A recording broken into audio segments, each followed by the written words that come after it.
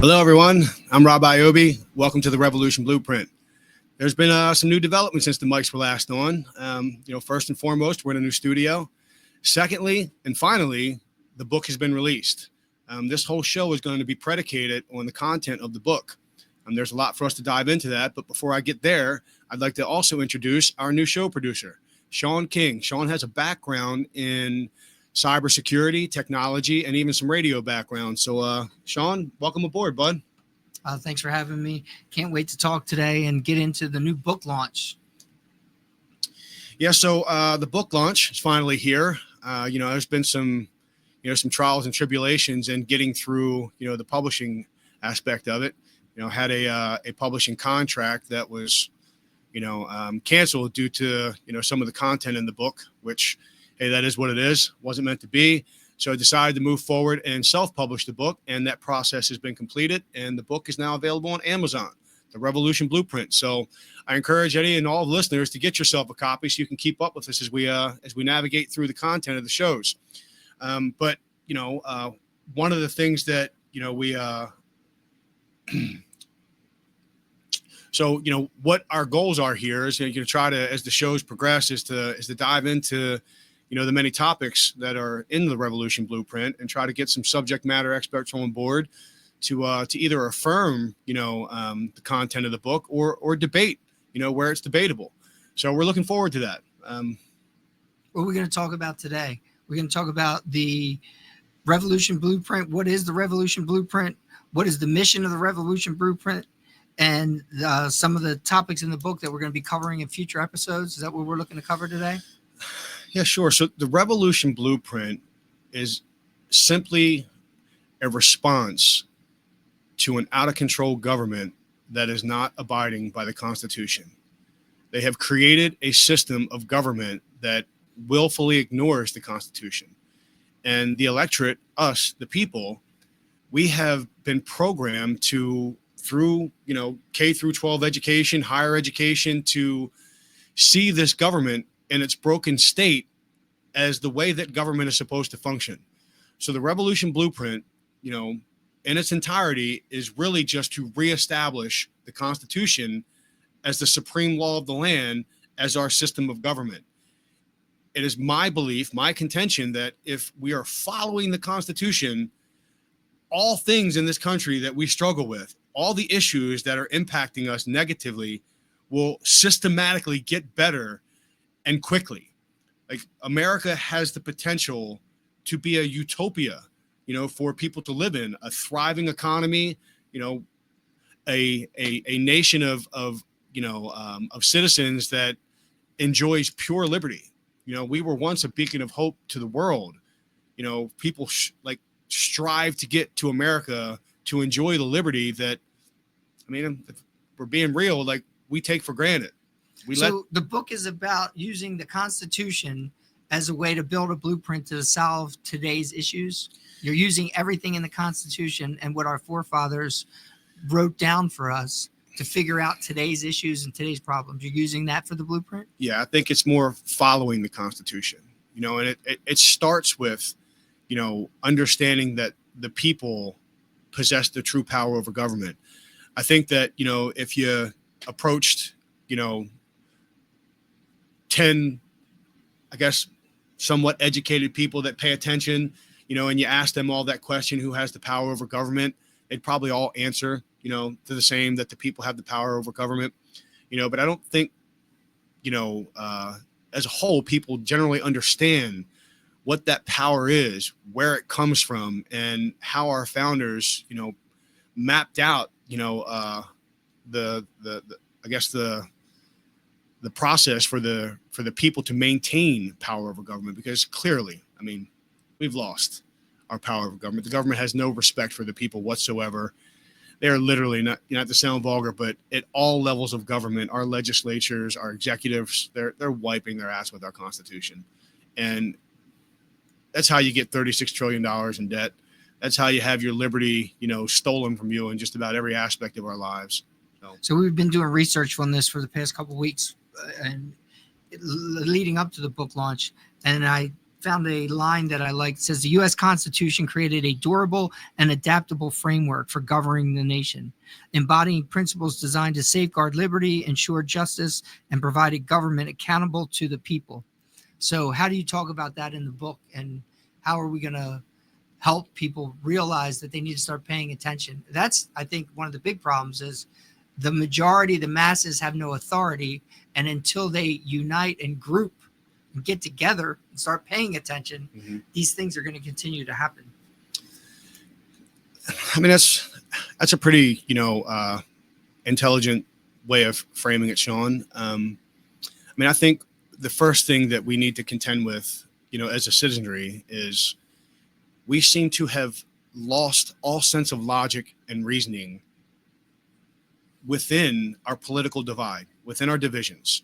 You have the left, you have the right, and you have all the people in the middle that are leaning one way or the other because there's only two choices to pick from, right? But in all that, like, it's apparent that one side exists to oppose the other side. And this isn't really an argument about which side is better or which side's the lesser of two evils. But what's lost in that is we no longer, as a voter, as a citizen, look at an issue objectively and find the logic and the reasoning in what's broken, what's right, or what's wrong about it. So people need to wake up to that. Maybe that's a lofty expectation of the citizenry, but I believe in my heart that the shit that the media propagates to us is not the reality of our country. I believe that there are a lot of citizens, tens of millions of us, that have the intellectual, capacity to understand that this system is broken, and it's both political parties that are breaking it. So the core of the mission is to unite people behind that. Like, it's not one party's here to save us and one party is our destruction. Both parties have been the co-equal force of government for the past 100 years. Every single policy failure is because of them. Every single unconstitutional dollar that's being spent is spent by both parties. In fact, it's the one thing that they can always come to terms and agree upon is, spending our money on things that they don't have any constitutional authority to spend it on. Yeah. So, and I think that circles back to the fact that Americans are asleep at the switch. And until we wake up and unite against the things that are making us uncomfortable or not happy or taking our freedoms away from us, they're going to continue to do this. I have listed as 5 missions that I pulled out of the book. The Mission of Revolution Blueprint, State of the Union, we're going to talk about. Restore constitutional governance, expose hidden power structures, empower everyday citizens, build enduring oversight networks, and scale local success into national impact. Are they accurate, or how do you see the mission laid out in the book? There's a lot of stuff right there in one breath. I just want to come back to your first statement. Before I dive into that, the people are asleep at the wheel, and we're programmed. All of us, we're all indoctrinated. I don't care who you think you are, how smart you think you are. We are indoctrinated into this two-party system, and this two-party system actually has no constitutional authority to exist. So we start from there. They do not have the constitutional authority to exist. And one thing that is paramount that seems to be, overlooked is that there's an argument that exists. There's always, say, left-leaning individuals that are constantly saying democracy, democracy, democracy. I would venture to believe that as this show and this mission, gains any traction, that's what they'll label us. We'll be the greatest threat to democracy, just like anything that objects with, the globalist mission or the socialist agenda, the communist agenda, whatever you want to frame it as. And the thing that is lost is, yes, on paper, we are a republic. We are a constitutional republic. It's something that's wildly different than what a democracy is. It's a democratic republic, but the thing that escapes most people that always advocate and champion those words, like, hey, we're a republic, is that actually right now we are a democracy. We are functioning as a democracy. At the turn of the 20th century, they created a democracy. They created a parliamentary style system of government where it's one party versus the other. And that party assumes power by way of having majority control over that faction of government. So a democracy is where the majority actually rules. So when you have a 51% majority of one party over another, and that party has an agenda, their agenda is carried out by way of that majority vote. And that is antithetical to our Constitution. It is antithetical to what a republic is constructed as. So we are, in fact, in a democracy. And that's one of the things that needs to be undone. In fact, that's a good word. The path to reclaiming our government and restoring liberty, restoring the Constitution, you have to undo a lot of things, because every ailment that we suffer is by way of the government, the democracy that's in place, a policy that they have initiated.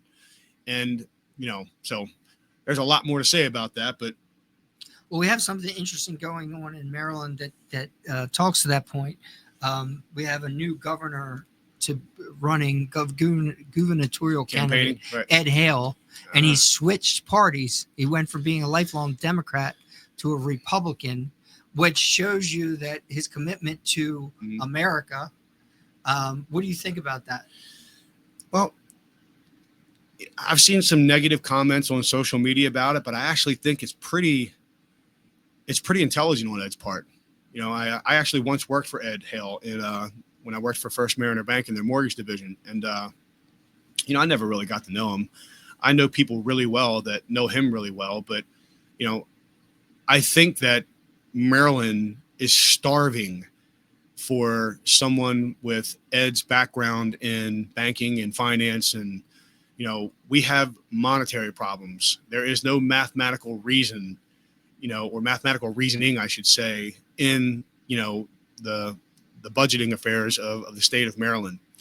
So I think that it was very wise on Ed's part, because, as a lifelong Democrat, like he's probably, like many Democrat voters, realized that the Democratic Party has alienated him, so much so to the point that, he's striving to be governor to fix a state that he loves, and he can't see himself running as a Democrat. Now, I don't speak for him, but he's clearly running as a Republican, and he's, been a Democrat his whole life. So often I talk to people who were once Democrats, not so much Republicans now, but they're independents. They just can't align themselves with the craziness that the Democratic Party is pushing these days, right? They're no longer the party of JFK or even the party of Bill Clinton. They've morphed into something far, far worse that is, again, not to use the word again, but antithetical to what our Constitution and our republic expects, from its political representatives. So kudos to Ed. And, I hope that, he resonates with both sides of the aisle. Well, I think he resonates with the theme of your book. And he says, I don't care about the party affiliation as much as I care about doing the right thing. So he's trying to do the right thing for the country. Yeah. And there's going to be people on both sides that attack him for that. But that is one of the themes that comes through loud to me in your book is it's not about party. It's right. about it's about the country and the people in the country. And we need to organize and wake some of those people up and get them engaged to change some of the things that we think need to be changed. Yeah. And that's going to be a tall challenge. Right now, both political parties are more locked in than ever at opposing the other side, and if I had to label myself from a political perspective, it's going to sound like, pretty bold on my part, but I am JFK. So I believe in the working class above all else. I don't, despise rich people. I don't hate on their success. Wealthy people are necessary. They create business. They push things that, accelerate economies. But there's also a lot of greed in wealth. And, but to the point, the working class is the backbone of our country. And, the Democratic Party was once believed to represent the working class. And I think that ship has sailed a long time ago, and a lot of Democratic voters are waking up to it. But in this two-party democracy, it's hard to turn around. And this is probably something that like cripples the black community the most, because they can see that this Democratic Party doesn't benefit them at all, but they've spent their whole lives, being conditioned to like dislike the Republican Party. So how do you go from, being part of one party your whole life to switching to another party that you were conditioned to despise, so to speak? But anyway, so for me personally, I vehemently detest both political parties. I see these rotten bastards for exactly who they are. And there are very few among them in either party who represents the values of our constitutional republic. I'm not saying that they're all bad. I'm painting with a broad brush, but it's accurate. Neither one of these parties are representing our political interest. And one of the biggest problems that our country is enduring right now is that Republican voters, or I'd say right side voters, are putting their trust, faith, and hope in the Republican Party like the Republican Party is Trump.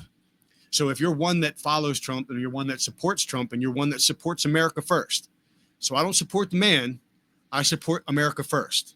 I feel like every single political official that serves in government, from the local legislature all the way up to the president of the United States, should share that mentality. Every single one of them should put America first. In fact, their constitutional oath requires them to put the Constitution first, which in turn, by default, puts America first, right? But that's not what you have in the Republican Party, not by a long stretch. And, I could give you countless examples of it, but, right now the Republicans they're leading both chambers in Congress. They have the control over both houses. And they are about to, or they just put another CR on the floor, a continuing resolution, which is a continuing resolution. A CR is a continuation of the prior year's budget. No debate. And this is when I say earlier about how the government is operating and functioning in a broken state. It's not following the Constitution.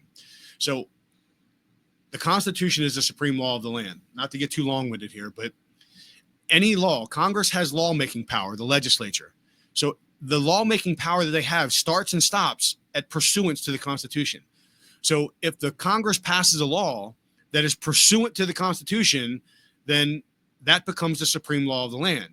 So I forget what it was. I made a note of it, but they passed a law. I think it was 1960s, 1970. But here, let me find it real quick for us. So that way I'm speaking, with the fin.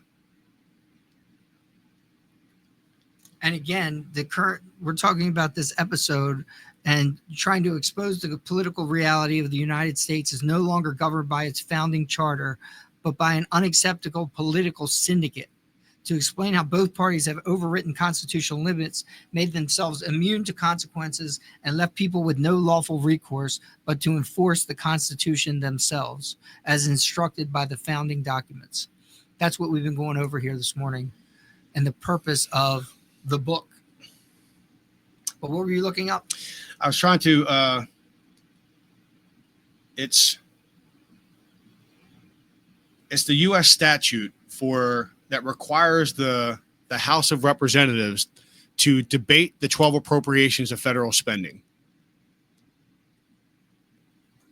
I think it was passed, codified into law. Appropriation bills? Yeah, they're required by law, a law that was passed pursuant to the Constitution, to debate the 12 appropriations of federal spending and put forth a budget each year. Right. Before the shutdown deadline. Yeah, so they are required to debate each of the 12 appropriations.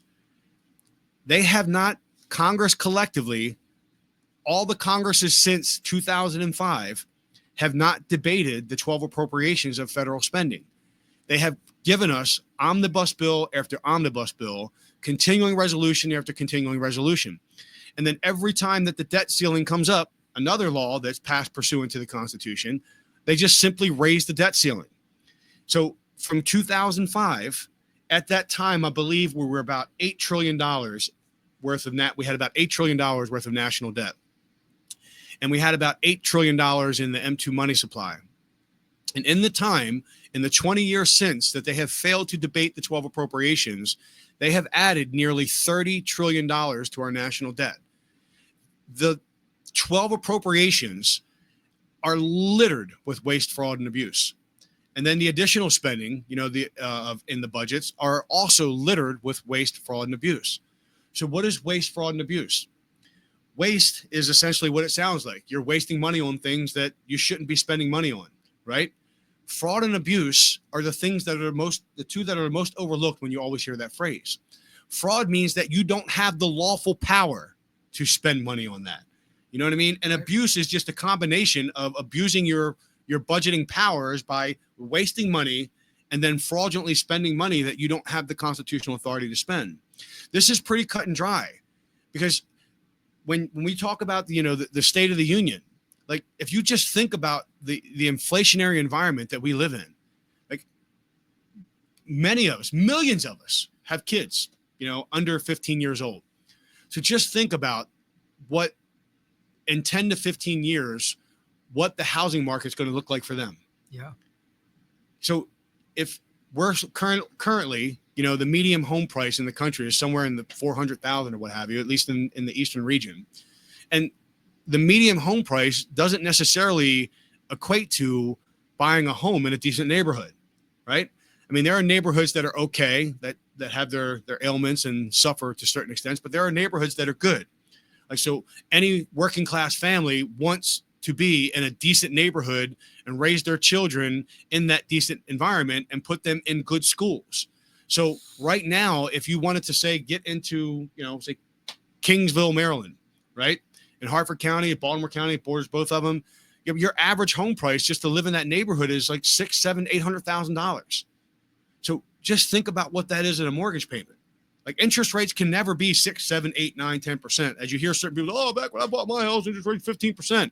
Yeah, but your house was $60,000. Right. So just think about what that looks like 10 years from now, 15 years from now, when our children have to start their lives, and a house in an average neighborhood is going to be upwards of $1 million.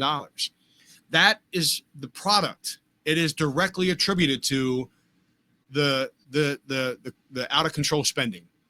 And the out of control spending creates deficit spending, and the deficit spending creates more money creation. That's something that we'll reserve for a future episode. But that money creation is putting so much money into circulation, and it's not even real money that they're putting into circulation. They're putting fake fiat just by adding, reserves to the balance sheets of the banks that are owned and controlled in the central bank downline. Like, that's going to be a great show when we dive into that.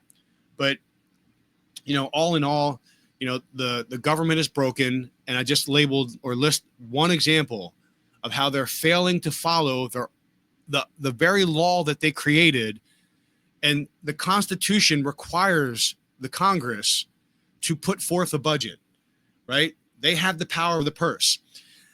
They've created law that's even like violating the Constitution in that respect. The House of Congress has the power to put forth the budget. They have the responsibility to put forth the budget. The Senate may, is a key word, propose or concur on that budget. The president has no veto power over the budget, but they've codified in the law to the point to where it requires the president to put forth a budget, and the Senate to affirm the budget. And again, the Constitution doesn't say that. So if you want to do something different than what the Constitution states and requires, then that requires a constitutional amendment. So I went off on a tangent with that, but I think it's one of the biggest concerns that most people tend to have. Like, we know that our government is spending out of control. And to me, that is the primary cause for the people to intervene. Like, which again, that's another future show. So today we wanted to cover the book launch. We got the new studio, and we've been talking about how the Constitution created a durable and adaptable framework on governing the nation. And your book and the book launch is about communicating that to the people, getting the people to unite under this constitutional awareness of what the power that they have and how we can move forward. And you have 7 or 10 actions in the book, I believe. 7 actions. So there's parts. There's a lot of action pieces in it. There's 2 parts in that context. So first and foremost, uh, you know, the people have the power over government, right? And we have to, you know, concentrate on the things that the government is doing wrong. So that responsibility that the people have is not to be taken lightly, nor is it to be abused, right? So it is the most extreme resolve for the people to intervene, to intercede. So, I mean, our power, comes from our creator, right? But it's declared in the Declaration of Independence. We hold these truths to be self-evident, that all men are created equal, that they are endowed by their creator with certain inalienable rights, that among these are life, liberty, and the pursuit of happiness, that to secure these rights, governments are instituted amongst men, deriving their just powers from the consent of the governed, that whenever they become destructive to these ends, it is the right of the people to alter or abolish it. That right there is the central framework of the revolution blueprint. So the government has become destructive of its ends. So when we separated from Great Britain, so it's a key point to present about the revolution blueprint. The book follows the founding fathers' methodology in our separation from Great Britain to the letter. And it follows the instructions that our founding fathers put forth in our founding documents to the letter in the intervention part. But I think it's one of the most overlooked parts of our Declaration of Independence. Let me see if I can find it. So, when in the course of human events, it becomes necessary for one people to dissolve the political bands which have connected them with another, and to assume among the powers of the earth the separate and equal station to which the laws of nature and of nature's God entitle them, a decent respect to the opinions of mankind requires that they should declare the causes which impel them to the separation. That is the part where the blueprint follows the founding fathers' declaration to separate from Great Britain to the letter. Right. So the book declares the 7 acts of our broken government, where they are violating the Constitution and how it is impacting, the citizenry of the country. So it declares our causes for intervention. And then further, the book describes. So let me just start with getting into, the chapters of the book, so to speak. So, okay. For the beginning, it says restore constitutional governance. Is that how the book starts? So the first part is, recognizing and declaring, the reasons for our intervention. Yeah. And the second part is the actual intervention and what that looks like. And so the first thing that, we need to understand is, again, the people have the power. It's our power to intervene, to alter or abolish government when it becomes destructive to those ends. So what does that look like? So we declare the causes for our intervention, and what does that intervention look like? So, that is a huge topic, and there's a lot to dive into that. And we're going to get into that in one of the coming episodes. And I want to reserve that for that. We're also going to get into post-intervention. What does our constitutional republic look like, and how do we intend for it to function after we reclaim it from the 2 corrupt political parties that have seized control and basically run our country into the ground?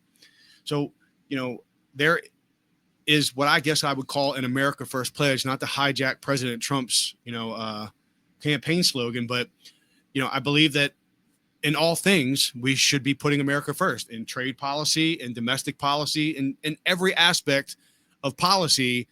America should come first. I mean, is that not a logical, belief system to have? Right. Yeah. So, but with that, the pledge is another construct of changes that we would make.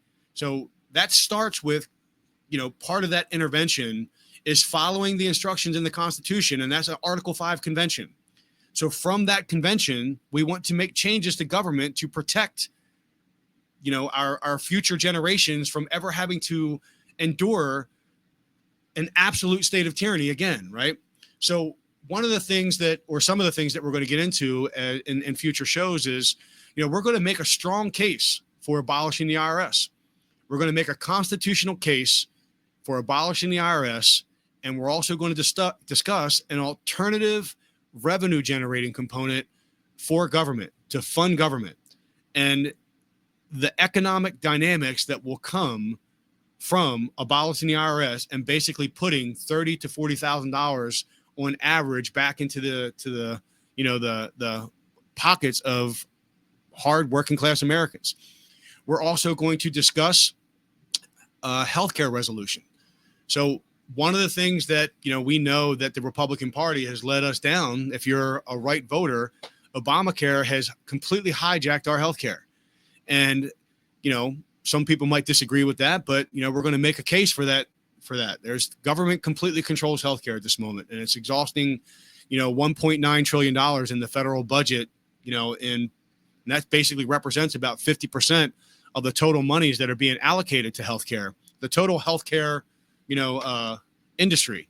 So when the government is funding 50% of it, $1.9 trillion, the hospitals and doctors, when the government says jump, hospitals and, doctors' offices say how high. And we saw that with COVID. So not only do we make a constitutional case for reforming healthcare, or for abolishing Obamacare, I should say, but there's also a healthcare plan in the Revolution Blueprint that I think the majority of Americans could align with. And it reduces the cost of healthcare almost by 50%, but it also provides healthcare to all American citizens, which the right would oppose that because they're championing, the argument they champion there is, they don't want government involved, and I don't advocate for that either. That's the last thing I would advocate for. But where's the money come from? And, we have more than enough money we're the greatest country on earth. And in that, no one should go without good quality healthcare in this country. We should be an example to the rest of the world for the type of healthcare that we're capable of at the cost, controls that we're also capable of. So, so those are the two really big things that I think, our followers or our audience would really enjoy from the Revolution Blueprint. There's a lot of change that's going to come, or a lot of change that we're going to promote here on these future episodes. And, I'll say this too. I'm not an expert in any of this, really. I'm just someone who pays attention. If to get to know me, you'll know that, I operate on logic and reasoning. So when I study my Constitution, when I consider laws that are being passed, what's logic is logical. What's illogical is illogical. What defies reasoning. And then the whole entire book, The Revolution Blueprint, is comprised of solutions. Every problem that we have, I tried to meet it with a solution rather than just be like all the other podcasts or all the other authors that are just parroting all the same complaints. Hey, our government's doing this and they're doing that. Yeah, we know it. A lot of us are awake. We see it. What's the solution? The Revolution Blueprint is the solution. It is my response to an out-of-control government that is walking all over our Constitution. So with that said, thank you for joining us here today on the Revolution Blueprint. And we look forward to getting back in gear and delivering episodes to you every week. And can't wait to see you again. Take care. Take care.